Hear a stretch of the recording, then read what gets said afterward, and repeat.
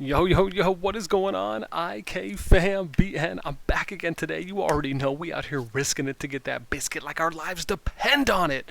Familia. So excited to talk about probably the most important video for the server that we're going to be going to. So some of you may know, Server 79 has officially came out today. This is the server that our group is going to and have already pretty much started landing in. Now, for anyone who's going to Server 79, I can tell you, you're definitely not going to be disappointed. I truly believe that in any kingdom builder, there always needs to be at least one server that can be a representation of the potential that a game can provide to its players, and a beacon of hope, if you will, right, to the community. A flagship server, if you will.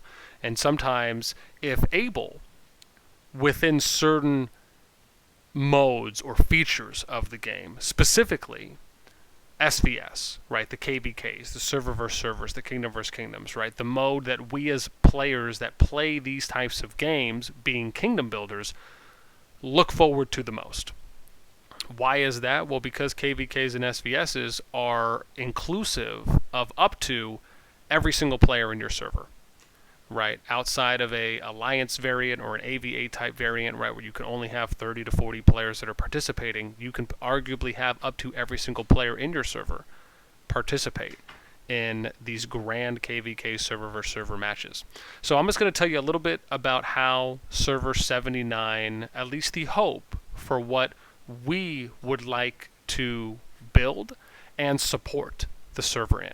So if you are someone that is thinking of, hey, is this the time for me to go to a new server? Hey, is this a server that I could potentially look forward to and keep up to date with on if I might be able to migrate here in the future?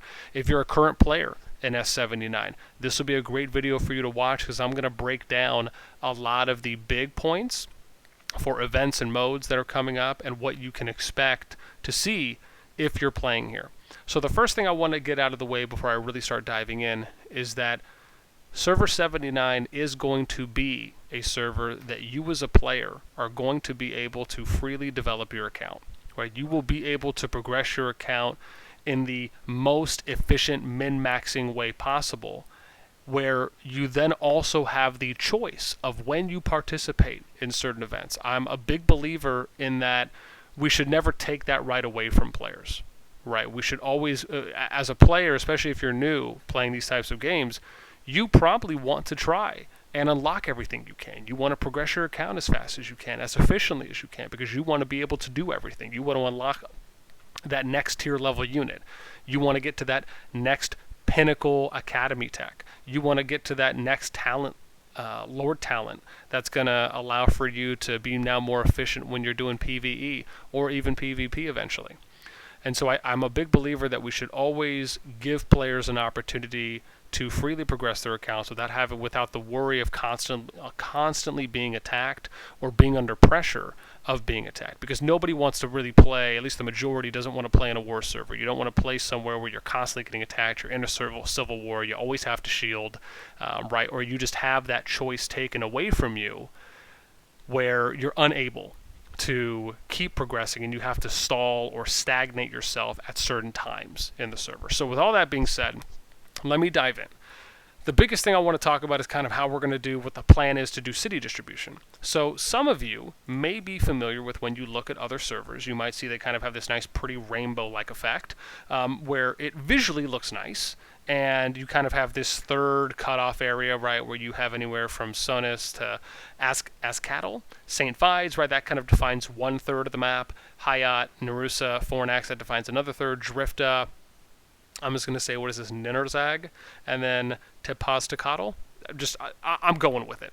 And so those are going to kind of define your thirds, right? So they'll split it up and everyone's a certain faction color. Now, the reason why I'm not a fan of that is because of a couple reasons. When you do the third map split, it usually is something where you're not prioritizing a kind of pure equal split. And an example of this would be, let's say you look at, you're looking at distributing based off of RSS zones, right? So instead of going off of it based on the top, let's say 33 or 20 players, right, you now have to do it based on factions.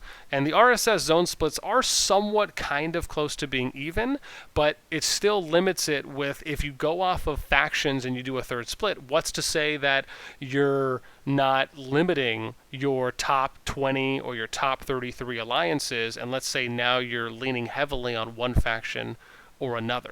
And because of that, now you're not able to have everything be even. Let's say you have 10 alliances in one faction, right? Or you have 12 alliances that are within the top 20 of another faction, but because you're doing a third split, they're now not able to get one RSS zone type city per alliance, right? Based on overall boards. The reason why this is important is because each RSS zone gives you access to a certain level of gnomes, gnome bosses, and RSS tiles. So this is why distributing cities based on this is the most efficient way that you can be in the game.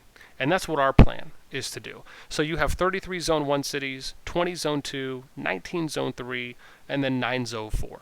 So the plan there is to try and allow for 33 cities exactly to have one Zone 1 city, 20 for Zone 2, 19 Zone 3, and then 9 for Zone 4. This is to be as efficient as we possibly can.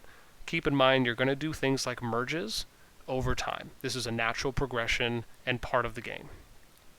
For contention relics or COR, right, you're going to do an equal faction rotation, which means one alliance from each faction, and so on and so forth.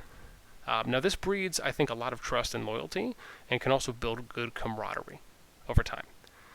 Now, then we talk about COL, Contention Lords. This is the kill event, right? Pretty simple. We're always going to do ours in the Forbidden Zone until at such a time we deem that it would be appropriate to change that up. Again, the reason why we do it like this is because we don't want to take the choice away from players by constantly spreading it out. I've seen servers where they try to do it in the Forbidden Zone and RSS Zone 4 or Zone 3, or they'll do it all over the map, but they'll leave the RSS Zone 1 cities, or they'll even designate and say, you guys can just go to capital cities. The challenge is that it doesn't stop people from going to these areas. When you're opening up the map, you're basically just putting more players at risk of being attacked who may not want to move. Maybe they don't even want to use shields. The challenge I often hear is people will say, well, you can just shield and you'll be okay.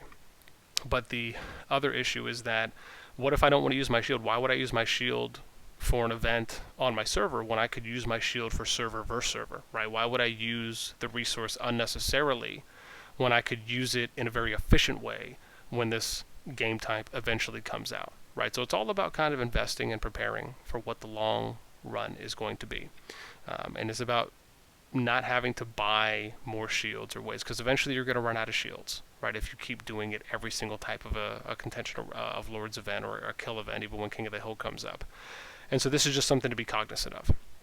Now, past that, right, you're going to also be looking at doing things like honor trading. So eventually once players start getting to like T4 troops, Castle 30 and higher, you're going to start doing things like organizing honor trading. This is going to be a lot more efficient of a way to build honor and to eventually get to that kind of count 2 position that you want to.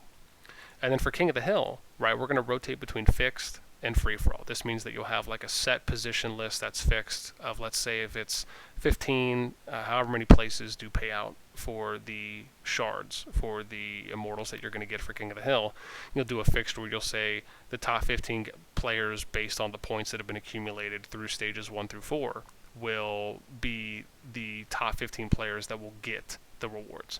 The reason why you would do something like this is because it saves spenders more money in the long run, and this type of an event is not really a free-to-play event. It's really a spender event. But this is why we also mix in things like free-for-all, because it'll eventually give the free-to-play players an opportunity to potentially compete every once in a while by doing a rotation. Titan Tula, pretty standard. The event really should be something that no one should get attacked at. It's a server-wide event. Everyone should be free of being attacked and able to compete fairly and hopefully friendly with the rest of the players. Alliance power balancing. I think this is really important because when you have power that is balanced and close together, it gives players the perception of that their alliance can compete with any other alliance, right? If you have 7, 8, 9, 10 of the top alliances that are all within 1 mil to a couple mil power of each other, that is very motivating.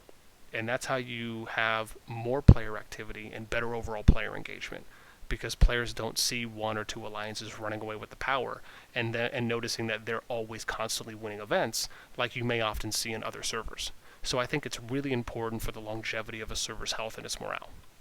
And then lastly, we'll talk about these 2 things, which is that, again, we're SVS focused for the reasons I said. I think it's good to be competitive in Illusion Battlefield and the AVA variant, but I think SVS is really what's going to be the bread and butter for every server. And that's really what servers should be building towards in a lot of ways. And lastly is going to be talking about having a good professional Discord. I'm happy to say that, throughout my time playing Kingdom Builders and working on kind of setting up and kind of modifying and evolving Discords, I think it's really important that you have a good professional one set up. For us, we do weekly meetings. That's town halls for players on the entire server. We do officer meetings, management meetings. We do council meetings, which is basically with our leaders. And we talk about important things, issues, discussions, events. And that's something that every player, officer, and leader is welcome to join. And we set those up with the intent of including everyone, right, regardless of what your rank is. And so with that being said, I hope this at least sums up and kind of gives a good summary coverage of what we're looking to build and support all the players in server 79 with. So if any of this sounds good to you and you're interested in checking us out, please feel free. I'm going to put the Kingdom Discord link in the description. We have an access role channel that you can ping. And that's it. Any questions, if anyone wants to ask, you're more than welcome to in the comments down below. I'll be checking in often. Otherwise, you can come on the Discord and ask. That's pretty much it for me. Until next time, we'll catch you guys later.